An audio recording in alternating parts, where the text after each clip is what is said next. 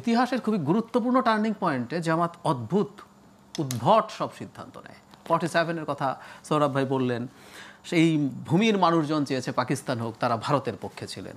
71-এ এই ভূমির মানুষ স্বাধীন হতে চেয়েছে, তারা পশ্চিম পাকিস্তানের হয়ে শুধু না, তাদের সাথে কোলাবোরেট করে অপরাধ করেছেন। 86-র নির্বাচনে মানুষ মনে করেছে বয়কট করা উচিত, আওয়ামী লীগের সাথে সুরসুর করে তারাও গেলেন। তারপরে ইভেন এই আলাপও আছে, ওদের একটা আন্দোলনকে আমি সঠিক মনে করি, সেটা হচ্ছে তত্ত্বাবধায়ক সরকার আন্দোলন। এটা একটা ভ্যালিড আন্দোলন ছিল। 2008-এর নির্বাচনে বিএনপি না যাওয়ার সিদ্ধান্ত নিয়েছিল, কারণ 2008-এর নির্বাচন নিয়ে বেশ কিছু প্রশ্ন আছে এবং সেখানেও জামাত তাদেরকে জোর করে নিয়ে গেছে। সো 8-এর পর তো বেশ কয়েক বছর গেল, তাদের আরেকটা ভুল করার, ঐতিহাসিক ভুল করার সুযোগ এসছে। তারা সম্ভবত তালিকাটা বাড়াতে যাচ্ছেন। এখন একটা কথা খেয়াল করি, সৌরভ ভাই বলছে নির্বাচনী ভুলের তালিকা, আচ্ছা ভুলের ইচ্ছাকৃত না, এটা করে ফেলেন।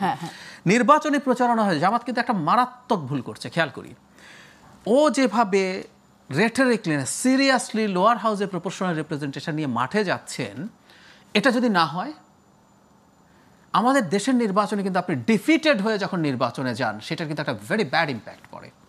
এটা হবে না, আমি একদম ফুল স্টপ দিয়ে বলে দিচ্ছি, এটা হবে না। কিন্তু এটা নিয়ে অনেক বেশি কথা বলে ফেলেছেন, তো এখন আসলে আর ওনারা ফিরেও আসতে পারছেন না।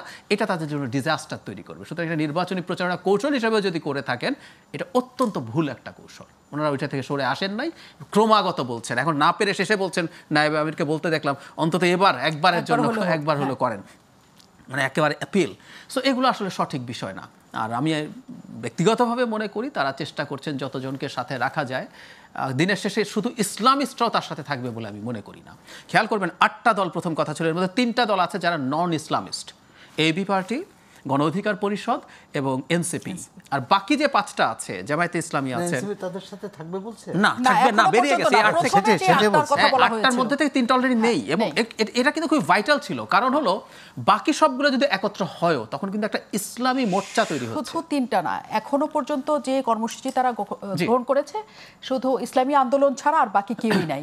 কিন্তু এদের সাথেও আলটিমেটলি, তার মানে এটাকে আপনি দ্বিদলীয় নির্বাচনী মোর্চাও বলতে পারেন। হ্যাঁ, এটাও হবে, কিন্তু তারা সবাইকে নিবে বলছে না। এই দুই দলও থাকবে কিনা আমি যথেষ্ট সন্দিহান, কারণ এই দুই দলের মধ্যেই এমন আছে যে এক দল, বিশেষ করে ইসলামী আন্দোলনের সর্বোচ্চ নেতারা মনে করেন যে জামায়াতে ইসলামী কোনোভাবেই, মানে তারা ইসলামের শত্রু। আমি কোট করতে পারবো ওনারা কি বলেছেন।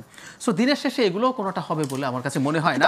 আমার সময় শেষ, শুধু ছোট্ট করে যদি ডাক্তার জাহিদ যদি একটা কথা আমাকে বলেন, জামাতে ইসলাম যাই হোক না কেন আন্দোলনে তারা সেরা, মানে আন্দোলনের সেরা মানে তারা সফল হওয়ার জন্য সর্বোচ্চ পর্যায় পর্যন্ত যায়। বিএনপির যত আন্দোলন আছে, সকল আন্দোলনে জামাতে ইসলামকে পাশে পেয়েছে বলে বিএনপি একটা অনেক বড় শক্তির জায়গায় সবসময়ের জন্য ছিল, সকল সময়ে।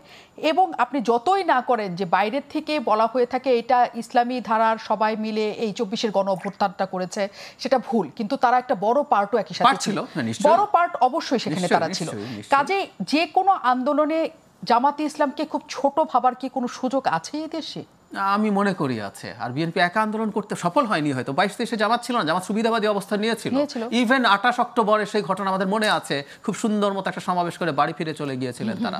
আর জামাত কি করতে, আমি একদম খুব সরাসরি বলি, মানে জামাতকে আমরা ওভার এস্টিমেট করি। 2018 সালের নির্বাচন, রাতের ভোটের নির্বাচন, 25 জন জামাতের ক্যান্ডিডেট ছিলেন তো রাতের ভোট ওনারা ঠেকাতে পেরেছিলেন কিছু?